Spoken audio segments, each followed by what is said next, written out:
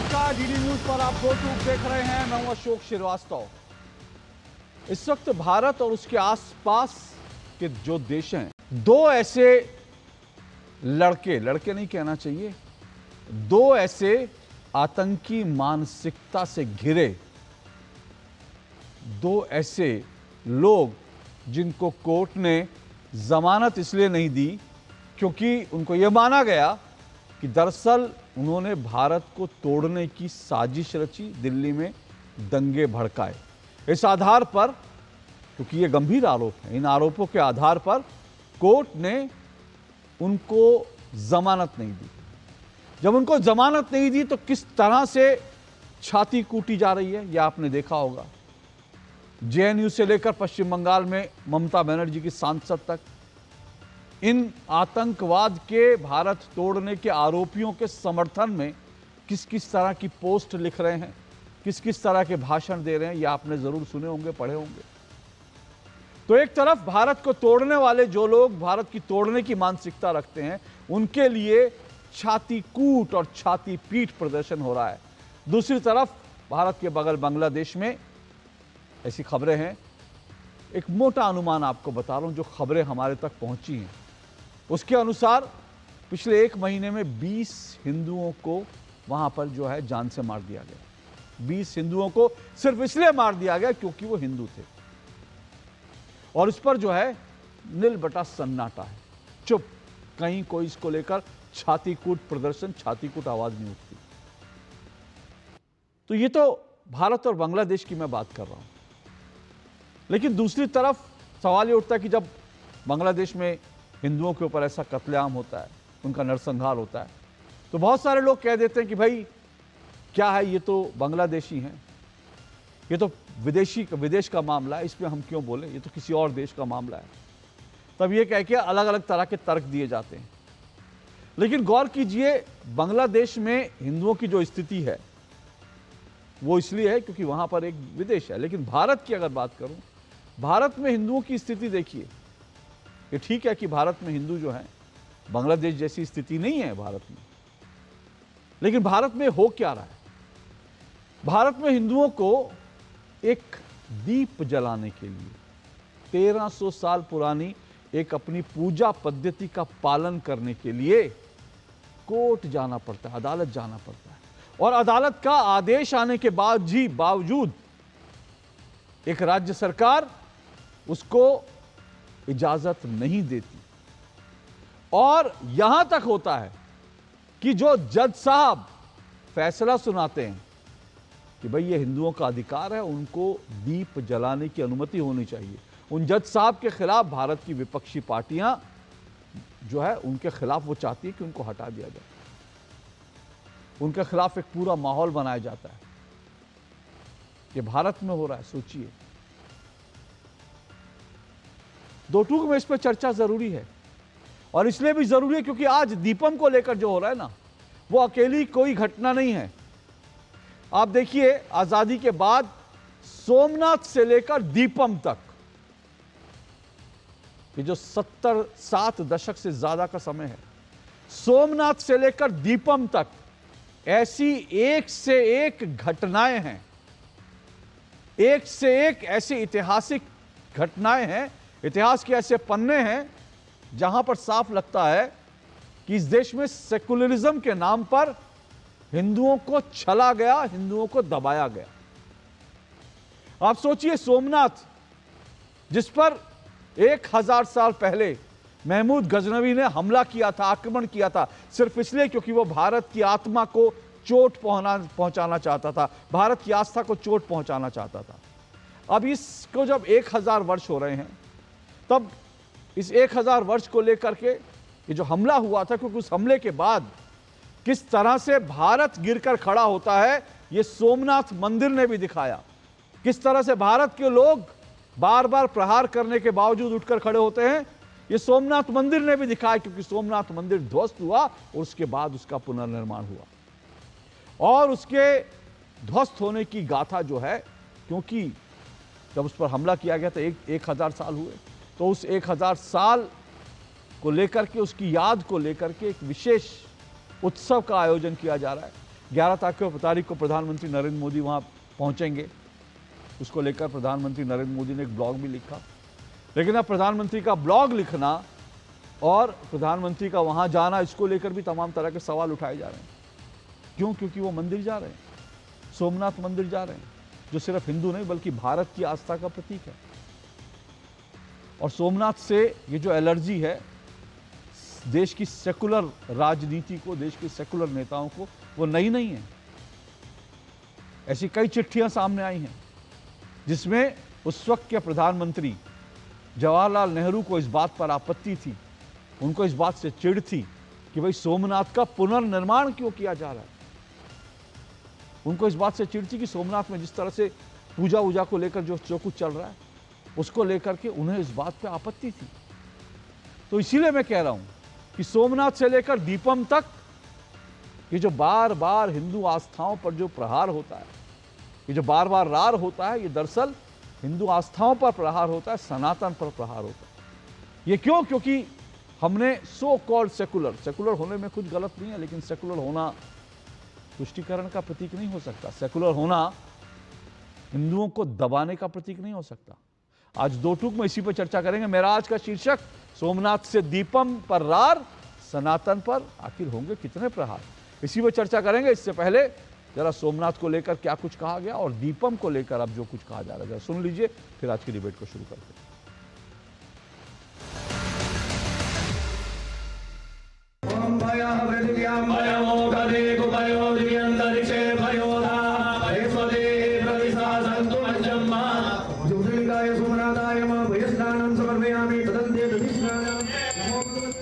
भारत के प्रथम प्रधानमंत्री श्री जवाहरलाल नेहरू जी से हमारा कोई व्यक्तिगत विरोध नहीं है। जो विरोध है वो सैद्धांतिक और व्यवहारिक है। जैसे श्री नरेंद्र मोदी जी एक व्यक्ति नहीं है, एक अधिष्ठान है, उसी प्रकार जवाहरलाल नेहरू जी एक नेता नहीं है बल्कि एक विचार के प्रतीक हैं। और वो विचार भारत के लिए कितना भयावह और खौफनाक था, जो मानसिकता उस समय थी वही मानसिकता आज दिख रही है। मुस्लिम लीगी मानसिकता से प्यार, क्योंकि गठबंधन है, और सनातन हिंदू धर्म पर भीषण प्रहार, जो तब था वही अब है। लोगों को अनपढ़ रहना चाहिए, लोगों के पास काम नहीं रहना चाहिए, लोगों के पास पैसा नहीं होना चाहिए, लोगों का समृद्धि नहीं चाहिए। सिर्फ धर्म का नशा दो और देश चलाओ।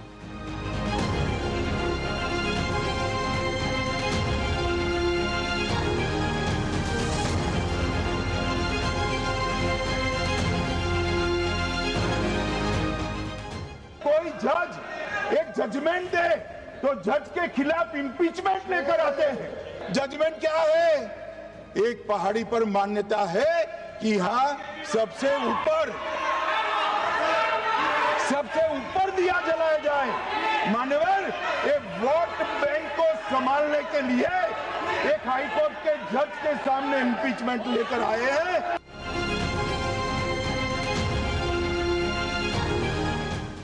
Madurai bench of the Madras High Court have on the Thiruparankundaram Deepastambam issue given conclusive directions.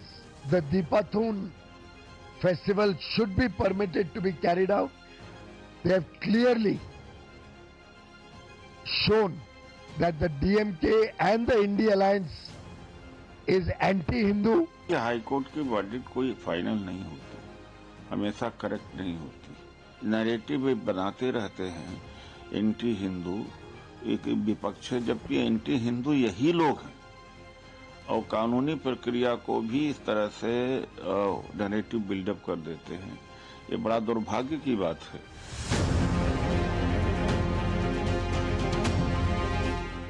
एक पूरे पैटर्न को उसमें दर्शित किया गया है और इस दीपोत्सव के मुद्दे को सिर्फ अकेला नहीं रखा गया उसमें, ये गलत धारणा है। और दूसरा ये समझना कि जो उनका निर्णय है और जो अब खंडपीठ का निर्णय है वो अंतिम है, ये भी उतना ही गलत है, क्योंकि अभी सुप्रीम कोर्ट बैठा है। हिंदुओं के विश्वास के अपमान का सिलसिला इन्होंने चलाकर रखा है। उनके वरिष्ठ नेता सनातन धर्म को डेंगू और मलेरिया बताते हैं। हिंदुओं के प्रोसेशन पर स्टे लगा दिया जाता है। हिंदुओं के मूर्ति विसर्जन पर भी स्टे लगाने का काम डीएमके सरकार करती है।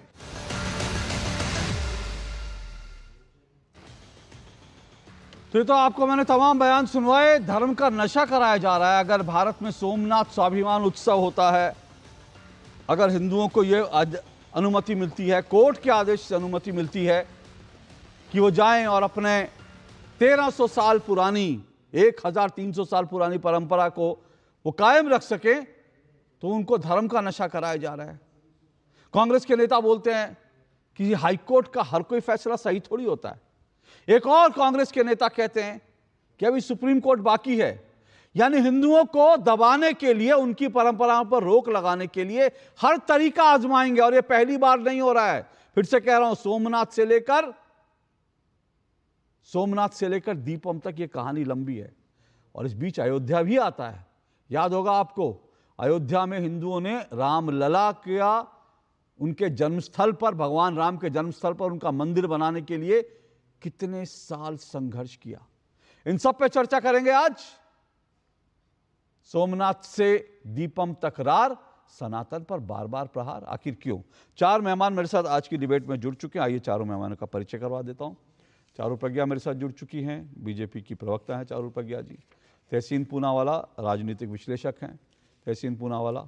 मेरे साथ इसके अलावा तारिक खान जी जुड़े हुए हैं, समाजवादी पार्टी के प्रवक्ता हैं तारिक खान जी। और मेरे साथ जो हैं विनोद बंसल जुड़े हैं, विश्व हिंदू परिषद के प्रवक्ता हैं। चारों मेहमानों का बहुत बहुत शुक्रिया। शुरुआत तारिक खान और माफ कीजिएगा तहसीन पूनावाला और चारू प्रज्ञा से शुरू करते हैं। तारिक खान आता हूँ आपके पास। शुरुआत तहसीन पूनावाला, चारू प्रज्ञा, आपके लिए 1.5 मिनट। तहसीन पूनावाला, ये कांग्रेस के नेताओं को हो क्या गया? धर्म का नशा करवा रहे हैं। ये कैसे शब्द है? हिंदुओं को दबाने के लिए, मतलब धर्म का नशा करवा रहे हैं। जब सर तन से जुदा के हिंदुस्तान में नारे लगते हैं तब तो कोई नहीं कहता कि मजहब के नाम पर लोगों को भड़काया जा रहा है, लेकिन जब हिंदुओं की बात आती है धर्म का नशा करवाया जा रहा है। अभिषेक मनु सिंह भी कह रहे हैं अगर हाईकोर्ट का फैसला आ भी गया तो क्या सुप्रीम कोर्ट बाकी है? मतलब सारे प्रहार, सारे अत्याचार हिंदुओं पर ही करने हैं। क्यों सर?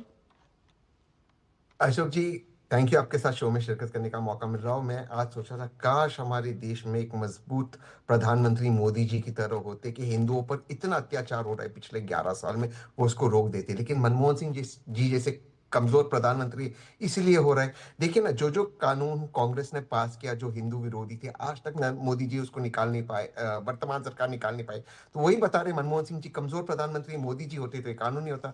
अभी हमने देखा दिल्ली में पत्थरबाजी हो गई, दिल्ली के अंदर जिस एरिया में बम ब्लास्ट हो गया, गृह मंत्री कौन है? शायद सुशील कुमार शिंदे हो गए। तो वहां पर देखिए माता वैष्णो देवी के टेम्पल में देखिए क्या हो रहा है, उनके कॉलेज के अंदर, वहां पर हिंदुओं को एडमिशन नहीं मिल रहा।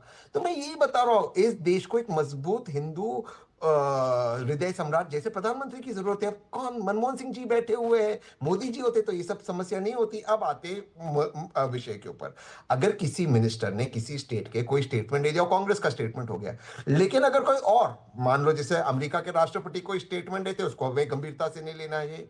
आदरणीय मोदी जी अगर जाना चाहते हैं सोमनाथ मंदिर जाए, अगर वहां पे कोई उत्सव हो रहा है तो अच्छी बात है, इसको तो हम सब खुश हो रहे। अलग अलग लोगों की अलग अलग ओपिनियन होगी, इसमें कांग्रेस का ओपिनियन कैसा हो गया? सवाल ये क्या हिंदू और मुसलमान के लिए, देश के लिए कुछ हो रहा है नहीं? ये मुद्दा छोड़कर बस हिंदू मुसलमान हिंदू मुसलमान। आप सोचे कल दिल्ली में पत्थरबाजी भी हो गई 12 बजे। अगर अमित शाह जी होते तो दिल्ली पुलिस सही टाइम पे जाती, सुप्रीम कोर्ट के ऑर्डर का अपमान नहीं करती। लेकिन यही बात मैं कह रहा हूं, वो है ही नहीं ना इस देश के अंदर। इसलिए तो आज हमारे हिंदू भाई इतने पीड़ित है। और उससे छोड़े बांग्लादेश के अंदर भी मनमोहन सिंह जी है, इसलिए हिंदुओं पर वहां पे कत्लेआम हो रहा। अब मैं लगातार आपके शो में बोलता हूँ, क्या है वहां पे प्लान भी बांग्लादेश में हिंदुओं को लेकर, वो भी नहीं पता हमें। ये सवाल तो पूछना चाहिए। और मैं एक चीज से एंटर करता, 2026 में भगवान हमें मोदी जी जैसा मजबूत प्रधानमंत्री जी जो हमारे हिंदू भाई बहनों पर अत्याचार हो रहा है उसको रोके।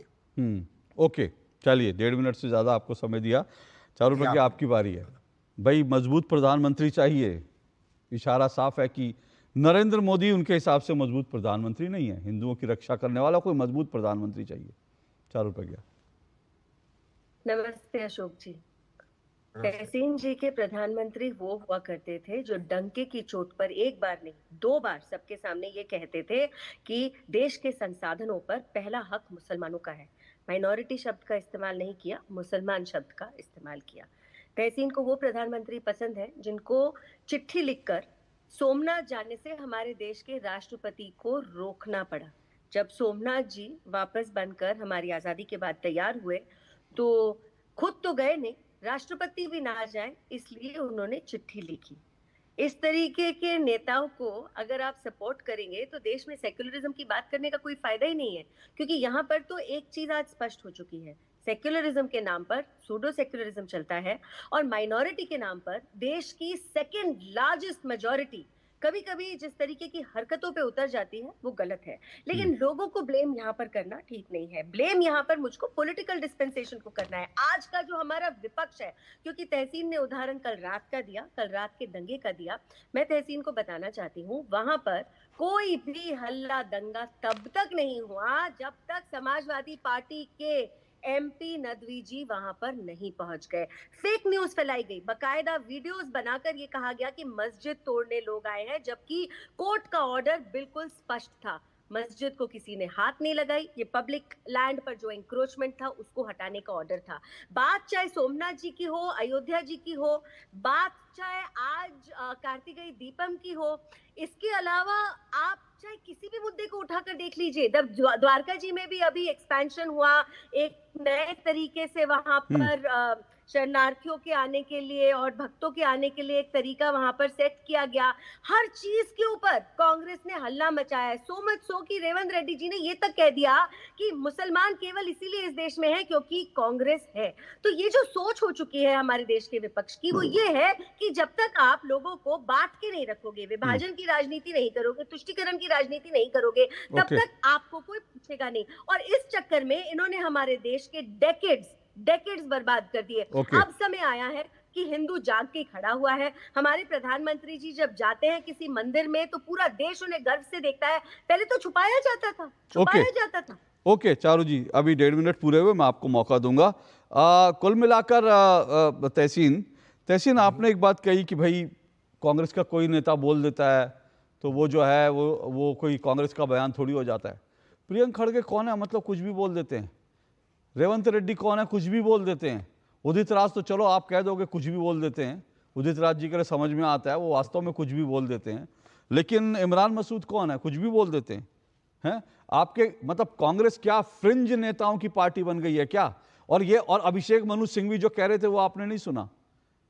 तो ये कहना कि भाई किसी ने बोल दिया तो कांग्रेस की ऑफिशियल लाइन है ना ये? मुझे बताना पड़ेगा कि राहुल गांधी ने संसद के अंदर बोला जो हिंदू खुद को हिंदू कहते हैं वो हिंसक होते हैं। मुझे बताना पड़ेगा अयोध्या पर कांग्रेस ने क्या स्टैंड था। मुझे बताना पड़ेगा कि नेहरू जी की चिट्ठियां क्या है जो उन्होंने सोमनाथ पर करी। तो ये कोई कांग्रेस का फ्रिंज एलिमेंट नहीं है, कांग्रेस खुद फ्रिंज एलिमेंट की पार्टी बन के रह गई है। दो चीज, जैसे कि आज शाहरू ने कहा कि तुष्टीकरण की बात, पूर्व प्रधानमंत्री ने कहा कि संसाधनों पे पहला अधिकार माइनॉरिटीज का, उसमें उनका इशारा था मुसलमानों की तरफ है, उनका है। तो आज माता वैष्णो देवी के कॉलेज में क्या हो रहा है?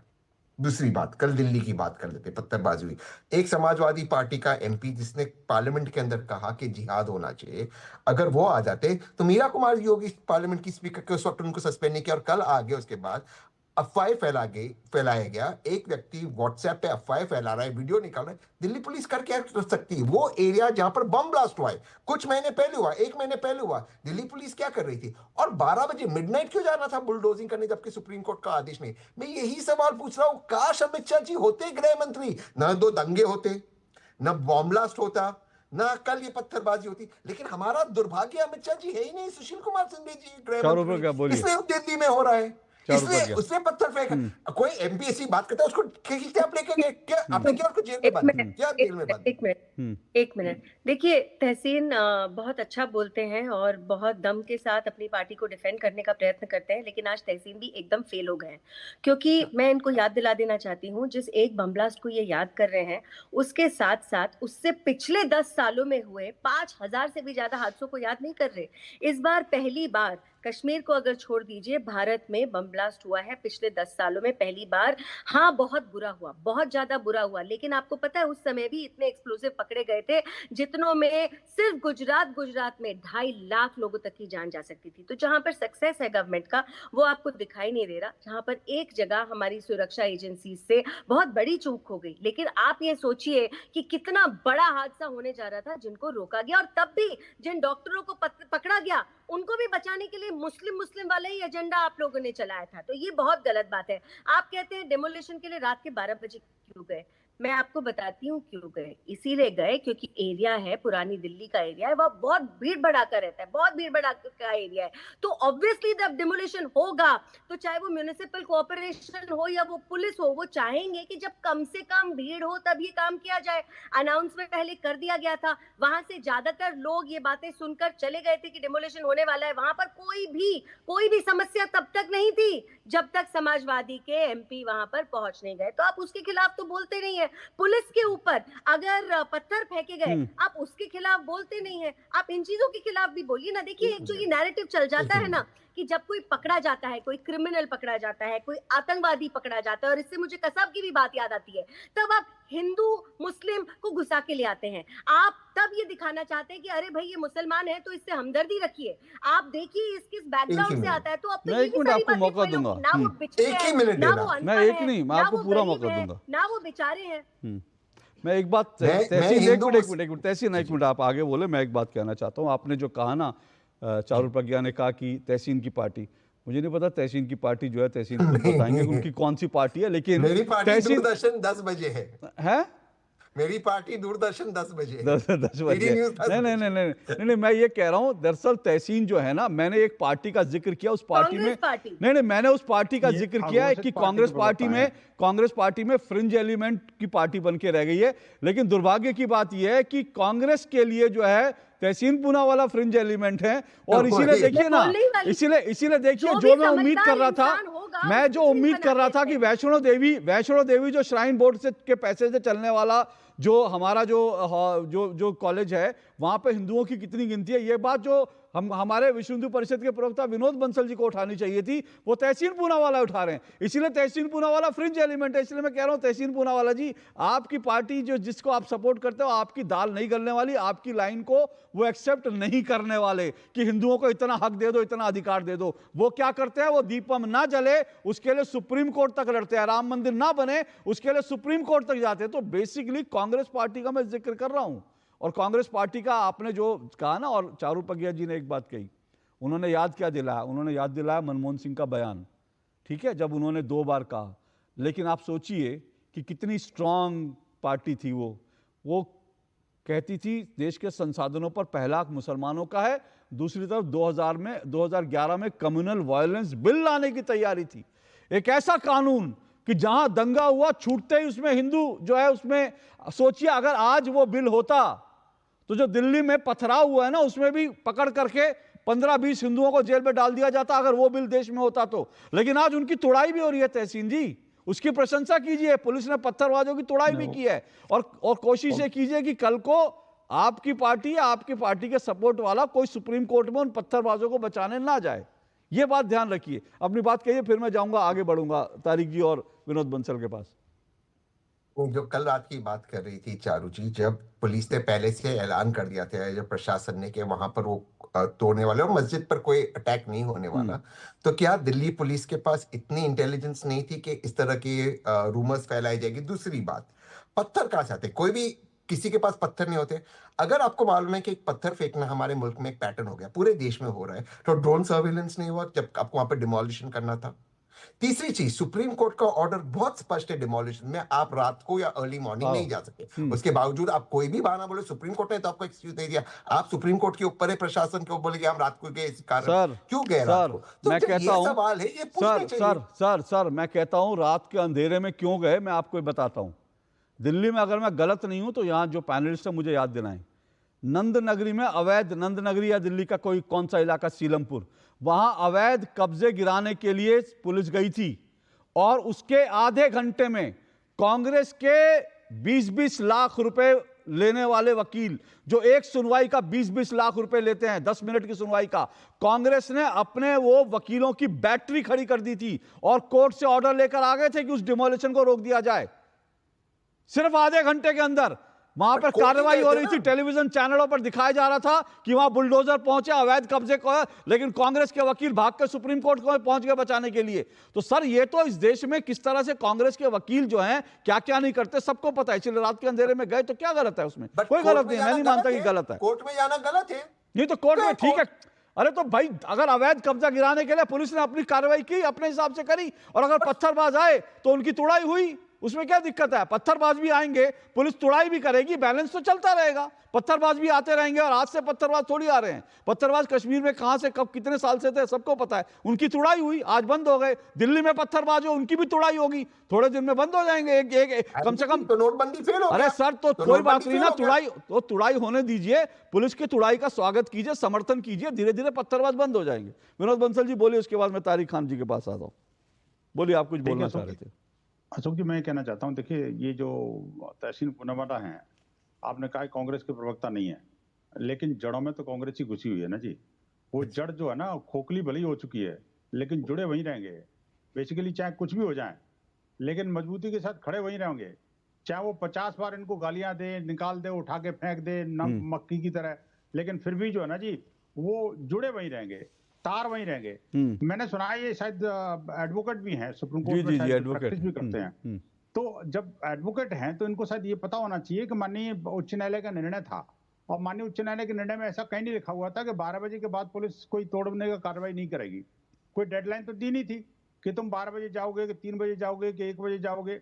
ये तो पुलिस को तय करना है कितने बजे जाना है, और एमसीडी को तय करना है कितने बजे जाना है, कहाँ जाना है। अब तीसरी बात ये है कि देखिए, ये इन्होंने प्रशासन और पुलिस और इंटेलिजेंस पर तो क्वेश्चन उठाए, लेकिन अपने जिहादी मित्रों के बारे में एक शब्द नहीं बोले। जो चारू जी कह रही थी, एक तो वो जो जिहादी मित्र कौन था जो उसको इंस्टिगेट कर रहा था मॉब को, और दूसरी बात ये कि उससे पहले जो है ना और उसके बाद में जिस तरह से अफवाह उड़ाई गई कि वो मस्जिद को तोड़ने आ रहे हैं। आप मुझे बताइए, आप तो वकील है ना जी, आपको तो पता होना चाहिए ना कम से कम कि भी वो मस्जिद को तोड़ने का ना तो कोर्ट का आदेश था, और ना ही प्रशासन का काम था, और ना ही उसको हाथ लगाया गया, ना कोई एजेंडा में था। इसके बावजूद भी आपके जिहादी मित्र सारे के सारे मिल करके और वहां पर अफवाह फैला करके वही काम कर रहे थे जो बांग्लादेश में वो जिहादी कर रहे थे कि भाई आपने तो ईश निंदा की है, हम तो आपको मारेंगे भी और पेड़ से लटकाएंगे भी, जलाएंगे भी और जश्न मनाएंगे भी। तो ये जो काम है ना, वही यहाँ पे भारत में करने की श्रृंखला चली है। अब मुझे नहीं पता अशोक जी की ये जो है ना मक्का मदीना से पत्थरबाजी सीख के आते हैं और यहाँ पर उसको एक्सरसाइज करते हैं। नहीं, वो नहीं कहना चाहिए। कम ऑन नहीं, वो नहीं कहना चाहिए। नहीं, वो नहीं कहना चाहिए। देखिए, नहीं, मैं नहीं पता। देखो वहाँ ये तो है ना, पत्थरबाजी सिखाते हैं, पत्थरबाजी कराते हैं ना। नहीं सर, वो मुझे लगता है उससे बचना चाहिए। मुझे नहीं पता, ये इनको पता होगा, वो आप ज्यादा जानते होंगे। मैं ये कह रहा हूँ कि आखिरकार ये इस्लाम के मानने वाले लोग जो है, जो जिहादी कट्टरपंथी हैं, उनके हाथ में पत्थर अचानक इतने कैसे आ जाते हैं, कहां से आ जाते हैं? और ये जो इंटेलिजेंस को क्वेश्चन करते हैं, ये अपने मित्रों को, ये जो जिहादी तत्व हैं जो पुलिस प्रशासन शासन के ऊपर हमलावर हो जाते हैं अचानक, और एक ही पैटर्न सब जगह देखने आता है, उस पर एक शब्द क्यों नहीं बोलते भाई? ओके, आखिरकार हैं तो ये तो वकील है ना जी, ठीक है, कानून का साथ इनको देना चाहिए। ठीक है, आपने वकील की बात की, सरकार को मैं तारिक खान जी के पास जाऊंगा, लेकिन उससे पहले सिर्फ एक टिप्पणी। आपने वकीलों की बात की, मैं यही कह रहा हूं कि तारिक जी जो तहसीन पूनावाला जी हैं, तहसीन पूनावाला जी, कांग्रेस के सारे वकील खड़े होकर ये कह रहे हैं, तो अब जैसे मैंने अभिषेक मनु सिंह भी, वो हाई कोर्ट के फैसले को रद्द कराने के लिए हिंदू दीपम ना जला सके, वो सुप्रीम कोर्ट जाने की बात कर रहे हैं। लेकिन क्या कभी अभिषेक मनु सिंघवी को सुना है या कांग्रेस के किसी और वकील, बड़े वकील को सुना है कि भैया वहां देखो ये अफवाह फैलाई, पत्थरबाजी हुई, मैं इनके खिलाफ कोर्ट में जाऊंगा, मैं इनको सुप्रीम कोर्ट में घसीटूंगा जिन्होंने पत्थरबाजी की, मैं अफवाह फैलाने वालों को सुप्रीम कोर्ट में घसीटूंगा, मैं एश्योर करूंगा उमर खालिद को जो है जमानत ना मिले, मैं एश्योर करूंगा कि शर्जील इमाम को जमानत ना मिले। क्या कांग्रेस के किसी वकील के मुंह से आपने ऐसा शब्द सुना है? नहीं। लेकिन हिंदू अपना दिया ना जलाए, वहां पे पत्थरबाजी चलते रहे, लेकिन हिंदू अपना दिया ना जलाए, उसके लिए कांग्रेस के वकील जो है सुप्रीम कोर्ट तक जाकर हिंदुओं का दिया बुझाने की कोशिश करेंगे, लेकिन पत्थरबाजों के पत्थर चलते रहे उसके लिए एक शब्द नहीं बोलेंगे। यहां पर अंतर साफ दिखता है। तारिक खान, क्या ये ज्यादा नहीं हो रहा है हिंदुओं के खिलाफ जिस तरह से पूरा एजेंडा चलाया जाता है? दीपम को देखिए, इंडी गठबंधन, दीपम के फैसले की अगर मैं बात करूं, आखिर डीएमके इंडी गठबंधन का हिस्सा है, वही डीएमके है जिसने क्या क्या नहीं कहा हिंदुत्व को लेकर। बड़ी विवादित बात बीएचपी के प्रवक्ता कह रहे हैं कि मक्का मदीना से सीख के आते हैं। मक्का मदीना और सऊदी अरब तो प्रधानमंत्री भी जाते हैं, वो भी सीख के आते हैं कुछ ना कुछ। पत्थर नहीं आते वो। बीच में नहीं चाचा, अभी बोलिएगा, नंबर आएगा आपका भी। तो प्रधानमंत्री भी कर लो थोड़ा सा ना। दादा चुपो, अभी बोलना, अभी चुपो। एक मिनट सुनिए एक करके। और मेरा एक मिनट रुकिए भाई, thank you, I am leaving. इनको बुलवा लीजिए, ये हिंदू है और मैं मुसलमान हूं तो मुझे दबाना है, मैं चल रहा हूँ, खुदा हाफिज, शुक्रिया। सर मैं तो उनको चुप करा रहा था, आप हिंदू। एक मिनट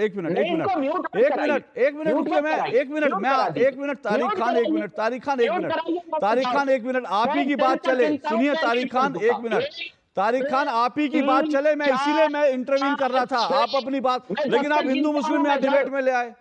तारिक खान मैं यही कह रहा था, मैं उनको चुप कराने के लिए इंटरव्यू कर रहा था कि एक एक व्यक्ति को बात करने दीजिए। आप कह रहे हैं कि यहाँ मुसलमानों को दबाया जा रहा है। सर इस तरह का एजेंडा मत चलाइए, मैंने तो हिंदू मुस्लिम नहीं किया, लेकिन आप करना चाहते हैं तो करिए, फिर मैं भी खुलकर करूंगा। बोलिए अब अपनी बात। शुक्रिया। मेरे बीच में आप भी बोलिए, वो भी बोले, सब लोग बोले, और उसके बाद मैं कुछ ना बोलूं, मैं तो सुनूं, मैं बहरा बन जाऊं, आप लोगों की बात सुनूं। अरे सर आपको बोलने का मौका देने के लिए चुप करवा रहा था। तारिक खान आपको बोलने का मौका देने के लिए उनको चुप करवा रहा था। अब आप बोलिए, बिना विक्टिम कार्ड खेले बोलिए। मेरा नाम तारिक खान है, इसलिए मुझे सिर्फ सुनना है। मेरे ये बात समझ में आ गई है, मैं सुनूंगा, बैठा हूं। सर ऐसा है तारिक खान जी, आपको विक्टिम कार्ड खेलना है तो जेब से विक्टिम कार्ड निकाल लीजिए, विक्टिम कार्ड निकाल लीजिए, आपकी जेब में पड़ा होगा। सुनिए ना, सुनिए सर, तारिक खान मुझे जबरदस्ती विवाद मत खड़ा कीजिए। उन्होंने जो शब्द बोले, मैंने, एक मिनट रुकिए, उन्होंने जो शब्द बोले मैंने उस पर आपत्ति जताई। आप जो कहना चाहते थे आपने अपनी बात शुरू करी, मैंने उनको रोकने की कोशिश की। आप विक्टिम कार्ड निकाल लेते हैं, आप विक्टिम कार्ड निकालते हैं, आपके सांसद महोदय वहां जाके पत्थर निकालते हैं। ये सब मत कीजिए, डिबेट करना है तो डिबेट की तरह से कीजिए, अपनी बात रखिए। सांसद गए थे वहां पर, उन्हीं की वजह से बवाल हो गया, लगातार ये बात कही गई, ठीक है। क्या उन्होंने कोई वीडियो जारी किया था? क्या कोई ऐसा उनका बोलते हुए है कि आओ सब लोग आक्रमण कर दो? हाँ, मेरे पास है वीडियो बोलते हुए, पता है कहां पर? फतेहपुर में, उत्तर प्रदेश में, बीजेपी का जिला अध्यक्ष, सुनिए, जिला अध्यक्ष क्या कहता है? मजार को तोड़ दो। अब ये लोग कहां से सीख के आते हैं? मक्का मदीना से? अभी बंसल साहब जवाब देंगे कहां से सीखते हैं, वो लोकेशन पता करनी चाहिए, कहां से सीखते हैं। जिला अध्यक्ष के खिलाफ एफआईआर नहीं हुई, खुला उसने लोगों का आह्वान किया कि आओ मजार तोड़ दो, और 12 लोगों के खिलाफ एफआईआर हुई, मगर बीजेपी का जिला अध्यक्ष उनको दिखाई नहीं दिया। ऐसा कोई एविडेंस आपके पास एमपी के खिलाफ नहीं है, मगर मुझे पता है कि जैसे वहां बताया गया था संभल में कि सब कुछ बर्क साहब ने किया, ऐसे यहां भी बताया जाएगा इन्होंने। लेकिन जहां आपके पास प्रूफ होता है वहां, क्योंकि वो भाजपा के लोग हैं, इसलिए ना उनका एफआईआर होती है, उनको बताया जाता है वो सब है, वो कुछ भी कर सकते हैं। सीधी सी बात है, पत्थर चलाना या झगड़ा करना या लड़ाई करना, लॉ एंड ऑर्डर को खराब करना, इसका कोई भी समर्थन नहीं करता है। क्या आप मुझे, दिल्ली में ही अभी गोविंदपुरी में डेमोलिशन हुआ कुछ दिन पहले, मुझे पूरे भारत के डेमोलिशन में एक डेमोलिशन बताइए। ये तो रोज डेमोलिशन करते हैं, इनकी सरकार का मुख्य एजेंडा यही है, गरीबों को, दलितों को, पिछड़ों को, उनके घर तोड़ो, उनके घर को लूटो। कब रात में हुआ डेमोलिशन? मुझे एक उदाहरण दे दीजिए, मैं मान लूंगा सबकी बात। जब आप रात में डेमोलिशन करने जा रहे हो, सिर्फ इसलिए कि तारिक खान देखिए, अंतर पता है क्या? एक मिनट रुकिए तारिक खान, अंतर पता है क्या है? एक मिनट तारिक खान सुनिए, अंतर पता है क्या है? अंतर पता है क्या है? अंतर यह है कि यहां तो सुप्रीम कोर्ट के आदेश पर डेमोलिशन हो रहा है, अवैध डेमोलिशन, तब ये बात हो रही है कि भैया डेमोलिशन कराया जा रहा है, गरीबों के घर तोड़े जा रहे हैं। लेकिन वहां पर हिंदू जो है कोर्ट के आदेश से दीपक जलाने जाते हैं तो उस पर भी सब सरकार रोक लगा देती है। मतलब यहां तो अवैध कब्जे होते रहे, कोई बात नहीं, कोई फर्क नहीं पड़ता, अवैध कब्जे उसको गिराना क्यों है? क्यों गिराना भी गरीबों के घर? अगर गरीब आदमी जो है वो गरीब आदमी है, उसने कब्जा कर लिया, उसने जो है 100 गज, 2 गज, 1000 गज में कब्जा कर लिया, वहां पर जो है वो कब्जा करके बैठ गया सरकारी जमीन पर, उसने अपना कोठी बना ली, तो है तो गरीब ना, क्योंकि उसके पास जमीन खरीदने के पैसे नहीं है, इसलिए उसने अवैध कब्जा कर लिया। तो गरीब आदमी है, उसका घर क्यों गिराना है? लेकिन हिंदू दीपक जलाएगा तो सुप्रीम कोर्ट जाकर पहले उसको रोकना है, फिर अगर कोर्ट के जज साहब फैसला दे दे तो जज को हटाने के लिए फिर इंपीचमेंट लाना है। वाह, गजब की राजनीति आप लोगों की सर। और फिर आप इसको कहते हैं कि नहीं बड़ा, ये तो मुस्लिम, फिर विक्टिम कार्ड भी आप लोग लेके जेब में घूमते हैं। ऐसे तो लॉ एंड ऑर्डर की बात होगी तो स्टेट कह सकता है। ऐसे ही यूपी स्टेट ने भी कहा, आई लव मोहम्मद कहने पर, लिखने पर जगह जगह मुकदमे हुए, लोगों के ऊपर मुकदमे हुए। सिर्फ ये कहा गया कि इससे लॉ एंड ऑर्डर डिस्टर्ब हो रहा है। पहले एक तरफ जब अपना स्टेट होगा तो कहेंगे law and order subject to state है और स्टेट कुछ भी कर सकता है लॉ एंड ऑर्डर बनाने के लिए। यूपी ने किया, जगह जगह किया। फिर अगर वही काम कोई दूसरे स्टेट में हो जाएगा तब आप उसको हिंदुत्व का एंगल दे देंगे। तारिक जी आपने कोर्ट का फैसला देखा क्या? तारिक जी कोर्ट का फैसला पढ़ा क्या? कौन सा कोर्ट का फैसला? मैं तमिलनाडु के दीपम की बात कर रहा हूँ। कोर्ट का फैसला आपने पढ़ा? नहीं। मैं आपको बताता हूँ और मैं दर्शकों को भी बता रहा हूँ। ये जो अभी इन्होंने कहा ना लॉ एंड ऑर्डर, ये वो कोर्ट का फैसला क्या, ध्यान से सुनिए कोर्ट ने क्या कहा। कोर्ट ने कहा, क्योंकि वहां पर क्या हुआ, जब जज साहब ने कहा कि हिंदू अपना दीपक जला सकता है, सिर्फ इतना नहीं कहा, यह भी कहा कि वहां जहां दीपक जलाते हैं ना वो देवस्थानम की संपत्ति है, यानी हिंदू अपनी और वो अवैध कब्जा नहीं है। कोर्ट में अगर अवैध कब्जा होता तो सरकार तो जाके वहां पे डीएमके की सरकार, कांग्रेस की सरकार जाके कहती अवैध कब्जे पे दीपक जला रहे हैं, लेकिन वो अवैध कब्जा नहीं था। 1300 साल से वहां दीपक जल रहा था। तो हुआ क्या, वहां का दीपक बुझाने के लिए, हिंदुओं का दीपक था इसलिए उसको बुझाने के लिए पहले तो उस पर रोक लगा दी। फिर जब जज साहब ने फैसला सुना है फिर कहा कि नहीं हम इसको चैलेंज करेंगे, चैलेंज किया। फिर दूसरी पीठ ने फैसला सुना, दूसरी पीठ का सुनिए क्या कहा। पीठ ने कहा ये जो कहा ना, क्योंकि हिंदुओं को वहां दीप नहीं जलाने दिया, सरकार ने कहा लॉ एंड ऑर्डर की समस्या। एक मिनट में बता दूं फैसला, उसके बाद वहां की सरकार ने, जो इंडी गठबंधन की सरकार, उसने क्या कहा, ये जो लॉ एंड ऑर्डर खराब हो जाएगा, मतलब अपने घर में दिया जलाएंगे तो लॉ एंड ऑर्डर। तो कोर्ट ने क्या कहा, कोर्ट ने कहा ये लॉ एंड ऑर्डर, कोर्ट के मैं शब्द बता रहा हूं, कोर्ट ने कहा ये जो लॉ एंड ऑर्डर कह रहे हैं ना कि दीपक जलाने से लॉ, ये काल्पनिक भूत मत खड़ा कीजिए। ये जज साहब के शब्द हैं कि काल्पनिक भूत मत खड़ा कीजिए। और उसके बाद क्या कहा, उसके बाद कहा कि गड़बड़ी तब तक नहीं हो सकती जब तक खुद राज्य द्वारा प्रायोजित ना हो। उन्होंने कहा राज्य द्वारा प्रायोजित गड़बड़ी के नाम पर जो है आप हिंदुओं को इस तरह से दबा रहे, हिंदुओं को दबाने की बात नहीं कही कोर्ट ने, लेकिन मैं कह रहा हूं ये थे कि गड़बड़ी राज्य द्वारा प्रायोजित ना हो तब तक नहीं हो सकता। फिर क्या कहा अपने राजनीतिक एजेंडे को हासिल करने के लिए इस स्तर तक मत गिरिए, अपने राजनीतिक एजेंडे को हासिल करने के लिए। क्या यह दर्द नहीं होगा हिंदुओं को? नहीं, बिल्कुल दर्द होगा। आपने कहा कि हिंदुओं को दबाया जा रहा है और दीपक की बात की, दीपक बुझाया जा रहा है। ठीक है, मैं आपके साथ आ जाता हूं इस मुद्दे पे। हिंदुओं का दीपक नहीं बुझना चाहिए। और 17 दीपक जो बुझ गए हिंदुओं के इंदौर में, वो दीपक नहीं थे। बिल्कुल पता नहीं किसके बिल्कुल, क्यों नहीं? उसमें एक मिनट आप बोलिए ना, लेकिन जैसे आप मेरे साथ हैं इंदौर में, मैं आपके साथ खड़ा हूं, बोलिए। नहीं, इंदौर पे आप मेरे साथ नहीं है, मैं खड़ा हूं। अच्छा, तो उसी तरह से आप मेरे साथ नहीं है दीपम पर। सर सुनिए टेलीविजन पे, एक मिनट, नहीं अब आपने कह दिया ना मेरे को, आपने सुनिए ना तारिक खान, एक मिनट, मैं आपको 30 सेकंड की टिप्पणी के बाद आपको 1.5 मिनट दूंगा पूरा। 1 मिनट, 30 सेकंड की टिप्पणी के बाद आपको पूरा 1.5 मिनट दूंगा। मैंने कहा कि इंदौर पर मैं आपके साथ खड़ा हूं, तो आपने कहा नहीं आप नहीं खड़े, आपने खुद फैसला कर लिया और आप कह रहे दीपम पे मेरे साथ। अगर आप दीपम पे मेरे साथ खड़े होते ना तो सर आप लोग जो है इंडी गठबंधन को कहते कि हिंदुओं को दिया वहां जलाने दीजिए। तो टेलीविजन में कहने के लिए मत कहिए, अपनी नियत, अपने नेक इरादे रखिए, उसके बाद बोलिए, सिर्फ बोलने के लिए मत बोलिए। ठीक है। दीपक में अगर जो इंदौर में दीपक बुझे और 30 दीपक जो बुझे हिंदुओं के दीपक, जो भारत के भविष्य थे, जो 30 दीपक कोडीन सीरप की वजह से बुझे, आपने कितने शो किए और बीजेपी से कितने एक्शन की आपने बात की, ये और कितना भ्रष्टाचार, सब ये भ्रष्टाचार का नतीजा है। कितना भ्रष्टाचार। अब ये हिंदू का दीपक नहीं है, वो दीपक इंपॉर्टेंट है, मुझे बड़ा सम्मान कर रहा हूं जो पहाड़ पे जलना है, लेकिन जो जिंदगी का दीपक है उसकी बड़ी कम इंपॉर्टेंस है बीजेपी की नजर में और आपकी नजर में और विश्व हिंदू परिषद की नजर में। वरना इन्होंने जरूर अपने सहपाठी जो भारतीय जनता पार्टी है उनके गिरेबान के झुझोड़ के ये बात कही होती कि तुम जवाब दो कि तुमने ये जो 50 लगभग लोग मर गए, दीपक बुझ गए, दीपक हिंदू का जागरण, ये सभी लोग हिंदू हैं। अगर मुसलमान मर जाए मत उठाओ आवाज, क्रिश्चियन मर जाए मत आवाज उठाओ, सिख मर जाए मत आवाज उठाओ, आपको तो मेन ठेकेदारी हिंदू की है ना। अब ये हिंदू वो दीपक जले और जीवन का दीपक बुझ जाए,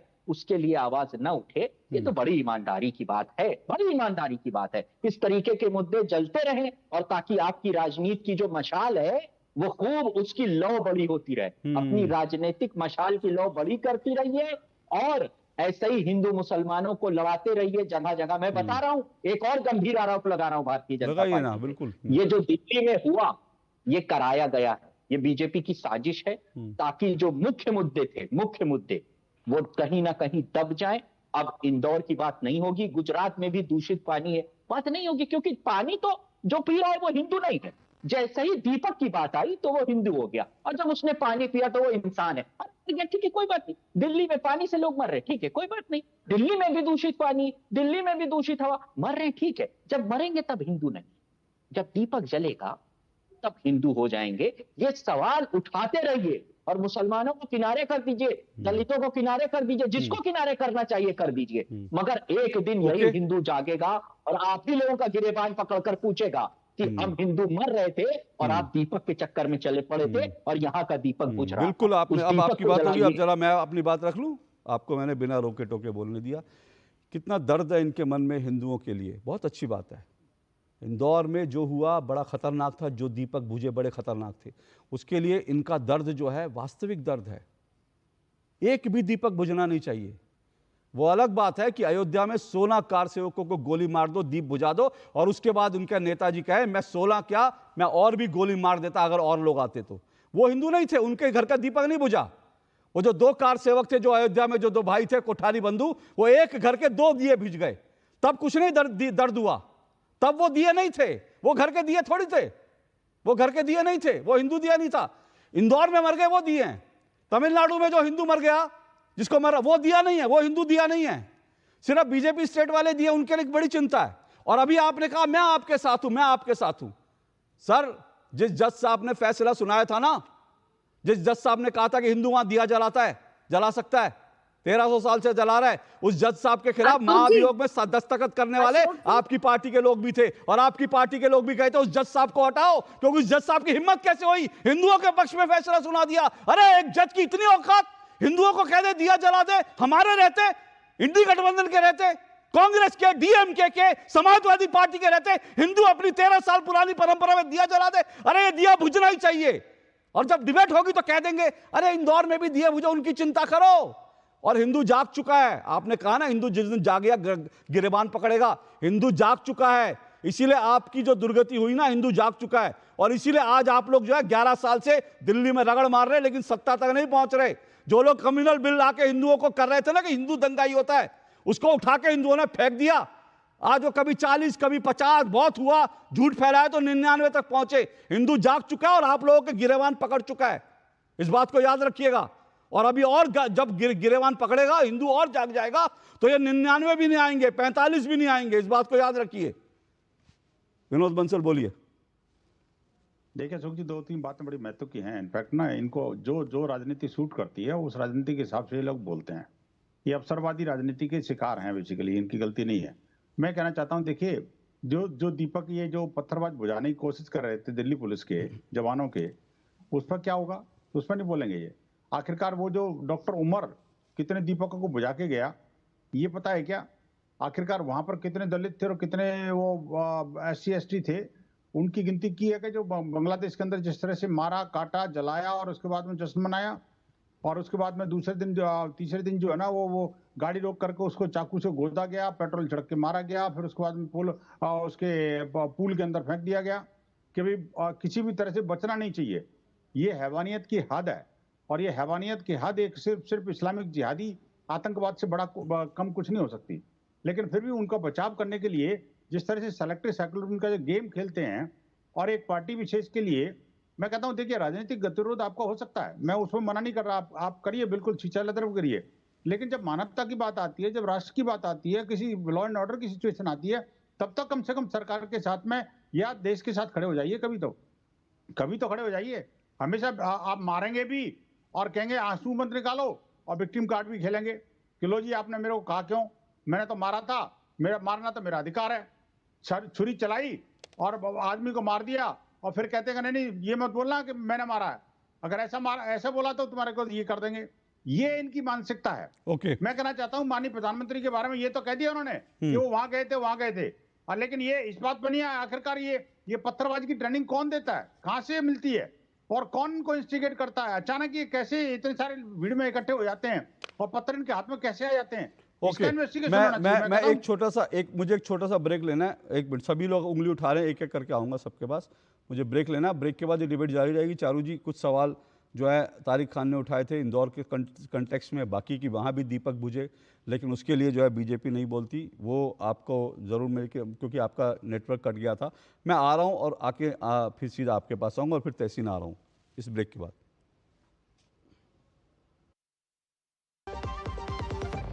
LIC युवा प्रोफेशनल्स के लिए लाए हैं नवजीवन श्री। करें नियमित प्रीमियम का भुगतान, जीवन बीमा का आनंद लें, प्राप्त करें प्रीमियम के प्रतिशत पर गारंटीकृत एडिशंस, अपने वित्तीय लक्ष्यों के अनुरूप मैच्योरिटी पर गारंटीकृत धनराशि पाएं। मौजूदा पॉलिसी धारकों के लिए आकर्षक अतिरिक्त लाभ आज ही खरीदें। विभाग अनेक, कंप्लेंट बॉक्स 1। किसी भी सरकारी दफ्तर, विभाग या बैंक से जुड़ी शिकायत के लिए pgportal.gov.in पर जाएं, रजिस्टर करें, संबंधित विभाग चुनें, शिकायत दर्ज करें और ट्रैकिंग आईडी नोट करें। एसएमएस या ईमेल पर एक्नॉलेजमेंट पाएं और शिकायत का जवाब सीधे मंत्रालय से प्राप्त करें। अब तक 1 करोड़ 12 लाख से अधिक भारतीयों ने भरोसा जताया। सीपी ग्राम्स, आपकी हर शिकायत का हल। अभी शिकायत दर्ज करें pgportal.gov.in।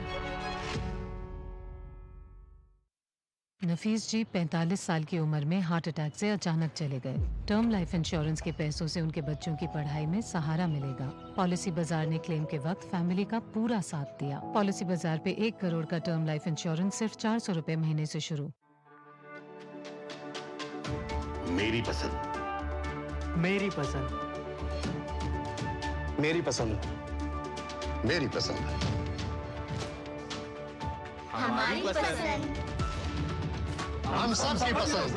मजबूत देश का मजबूत सरिया हो गया स्टील। फॉरेक्स ट्रेडिंग अभी एक ट्रेड में सिक्सर। ए अक्का। प्रसिद्ध, पहले सेफ्टी वरना क्लीन बोल्ड। अनऑथराइज्ड प्लेटफॉर्म पे फॉरेक्स ट्रेडिंग यानी नुकसान, धोखाधड़ी और कानूनी कार्रवाई का डर, मतलब नुकसान की हैट्रिक। इसीलिए आरबीआई वेबसाइट पर जाएं, ऑथराइज्ड लिस्ट जांचें। आरबीआई कहता है, जानकार बनिए, सतर्क रहिए। गोल्डी छोले मसाले, जहां जाएं रिश्ते बनाएं। गोल्डी लाए हैं फ्रेश लॉक टेक्नोलॉजी, जो रखे मसालों को हर समय फ्रेश।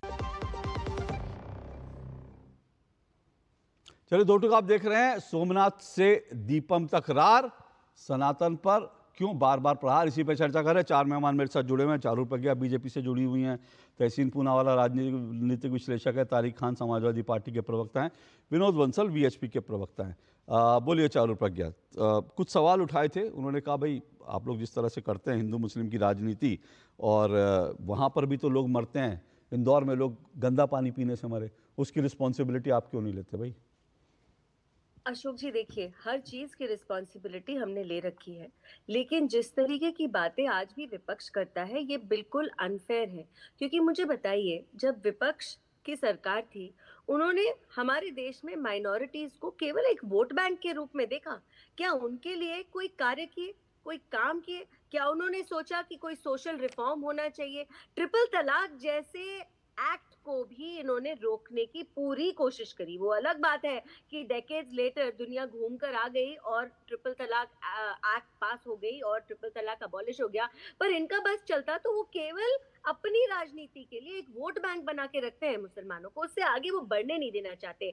आज अगर वेलफेयर की बात होती है, चाहे वो घर की बात है, बिजली की बात है, राशन की बात है, इलाज की बात है, पढ़ाई की बात है, हर चीज का ख्याल तो मोदी सरकार रख रही है। तो आप भी ये सब कर सकते थे अगर आप करना चाहते तो।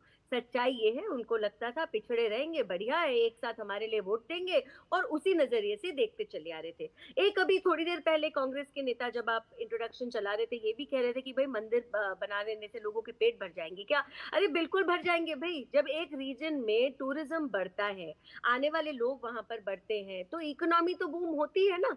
आज की तारीख में देश में सबसे ज्यादा विजिटेड अगर कोई जगह है तो वो अयोध्या जी है। एक साल में 16 करोड़ से ज्यादा लोग वहां पर गए हैं। तो क्या टूरिज्म को बूम नहीं मिलती? स्पिरिचुअल टूरिज्म को बूम नहीं मिलती? वहां लोगों को नौकरियां नहीं मिलती? किस नजर से ये देखना नहीं चाहते?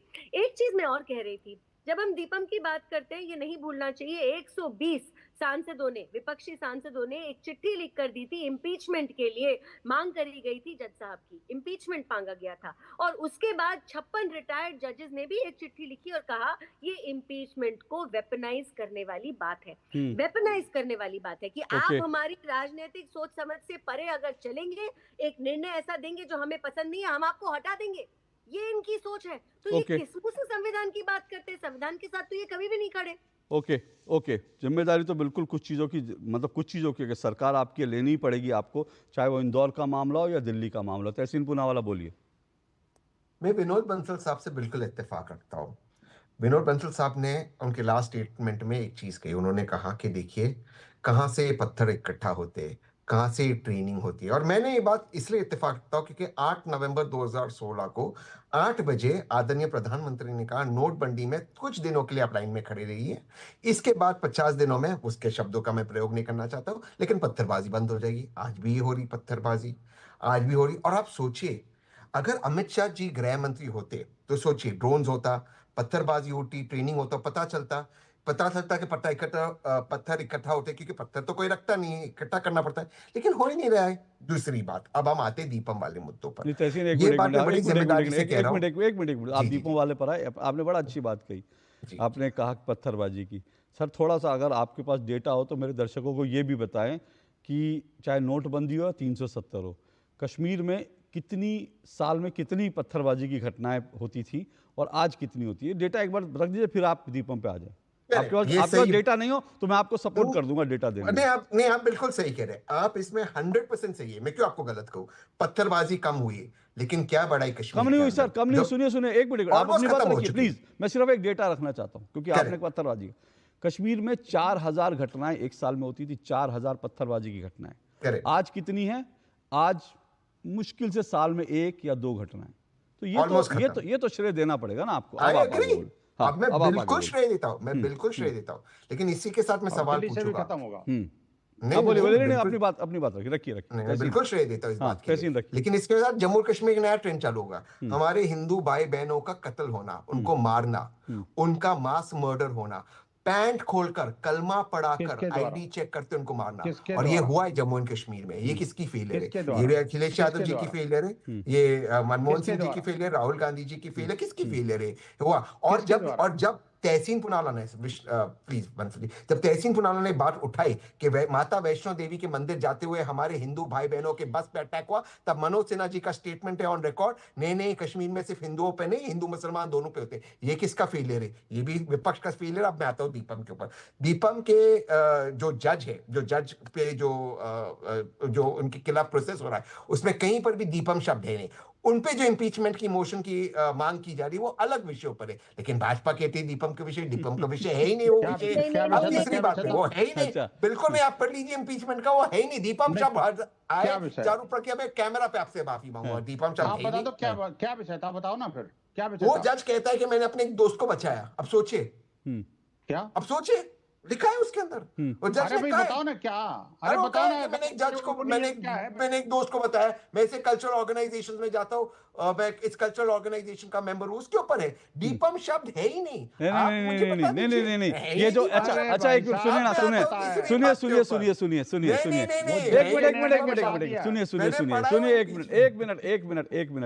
एक मिनट। सफेद झूठ ऐसा है सर, सुनिए। नहीं सर, मेरे पास समय बिल्कुल नहीं है, समय बिल्कुल नहीं है। देखिए क्या कहा जाता है क्या नहीं, वो आपको अच्छी तरह से मालूम है। तहसीन मुस्कुरा रहे हैं, उनको खुद मालूम है कि मामला दीपम का ही है। वो उसकी एक छोटी सी बात। अच्छा जल्दी से बोलिए, फिर मैं एक मिनट सबको दूंगा, मेरे पास समय कम है। चलिए जल्दी से बोलिए, फिर विनोद जी, फिर उसके बाद तारिक खान जी, बोलिए। तहसीन बहुत समझदार है, हमारे दर्शक भी बहुत समझदार है। इम्पीचमेंट के लिए 4 में से एक चीज होनी जरूरी है, या तो मिसकंडक्ट हो, या करप्शन के चार्जेस हो, या बायस इन एडजुडिकेशन हो, या चौथा है अब्यूज ऑफ ऑफिस हो। ये चारों नहीं थे, आप जानते हैं, ये चारों नहीं थे। इसके बावजूद इम्पीचमेंट के लिए इसीलिए मांग करी गई क्योंकि डीएमके सरकार जज साहब के निर्णय के खिलाफ खड़ी थी। अच्छा रुकिए, विनोद बंसल, अब ओके, मेरे पास समय नहीं है। विनोद बंसल जी जल्दी से 30 सेकंड, फिर तारिक खान। एक मिनट बोलिए। विनोद बंसल। देखिए अशोक जी कुल मिला के आप दोनों मुद्दों में ये बड़ा क्लियर हो गया कि आखिरकार ये हिंदुओं को दोयम दर्जे का नागरिक बना करके इस्लामिक जिहादी मानसिकता जो है ना देश को तबाह करने की कोशिश करने लगी हुई है। और ये सिर्फ भारत नहीं है, ग्लोबल ट्रेंड चल रहा है इसमें। जहाँ ये शरणार्थी के रूप में जाते हैं वहाँ के मूल निवासियों को शरणार्थी बना देते हैं। और जहाँ भी डंडे पड़ते हैं तो उसके बाद में उनको शासन प्रशासन और सरकार नजर आती है। और जहाँ इनका अस्त्र सक्सेसफुल हो जाता है वहाँ उनके इंटेलिजेंस फेल्योर और पुलिस फेल्योर। ओके समय नहीं है। चलिए तारिक खान जी। मुझे एक बात नहीं समझ में आती अशोक भाई कि ये बात उठाते हैं, सवाल उठाते हैं, चलिए तमिलनाडु में उठा रहे हैं, ये विपक्ष में है, जहां इनको कुछ करना होता है वहां ये जवाब क्यों नहीं देते कि इन्होंने क्या किया। आप बांग्लादेश का मसला शुरू में ही आपने उठा दिया था, इनको तो आके 10 पॉइंट बताने चाहिए कि हमने ए ये किया, बी ये किया, सी ये किया। शेख हसीना के टाइम पर ज्यादा हिंदुओं का कत्लेआम हुआ था, डेटा उठाकर देखिए कितने शेख हसीना को वापस भेजा, आपने नहीं भेजा, क्या स्टेप्स आपने उठाए। चलिए तमिलनाडु में आप विपक्ष में, ठीक है, समझ में आता है, वहां सवाल उठाइए सरकार से, ये हुआ वो हुआ। अरे जहां आपको बताना है मतलब दोनों तरफ चलते हैं। वैसे बताएंगे हिंदू खतरे में है, फिर बताएंगे हम 56 इंच का सीना है तुम्हें बचाने के लिए आए। शेख हसीना, सिर्फ 30 सेकंड सुनिए, क्या शेख हसीना को वापस भेज देना चाहिए, आप ये कहना चाह रहे हैं? अरे भाई आप कुछ करेंगे, मैं भारत सरकार से पूछ रहा हूँ क्या करना चाहिए? शेख हसीना को वापस भेज देना चाहिए? शेख हसीना के टाइम पे ज्यादा हिंदू मरे। नहीं, ये आंकड़ा आपका गलत है। ये आप आंकड़ा देखिएगा, सर आप देखिएगा, खालिदा जिया के समय ज्यादा अत्याचार थे, आप आंकड़ा चेक कीजिएगा। लेकिन आप शेख हसीना की वापसी के पर मैंने सिर्फ इतना पूछा। नहीं, मैं शेख हसीना को आप वापस भेज दीजिए, मैं फुल ये कहता हूँ, तुरंत भेज दीजिए। क्यों आप यहाँ यही एग्जैक्टली मैं बता रहा हूँ, खालिदा जिया और शेख हसीना दोनों में एक फर्क था। खालिदा जिया जो है वो वहां पर जितने जिहादी थे उनको उसने बचाया, जिहादियों को आगे बढ़ाया। शेख हसीना ने जिहादियों के खिलाफ एक्शन लिया, इसलिए तारिक खान जी चाहते हैं कि वे शेख हसीना को भारत में नहीं रखो, उनको वहां भेज दो। लेकिन मोहम्मद यूनुस के खिलाफ कोई नहीं बोलेगा, क्योंकि मोहम्मद यूनुस को बचाना है, क्योंकि वहां हिंदुओं का कत्लेआम मोहम्मद यूनुस की अगुवाई में हो रहा है। मैं तो ये आरोप लगाता हूं। सर समय इतना ही है, बहुत बहुत शुक्रिया, कल आपसे मुलाकात होगी, फिलहाल इजाजत दीजिए सर, नमस्कार।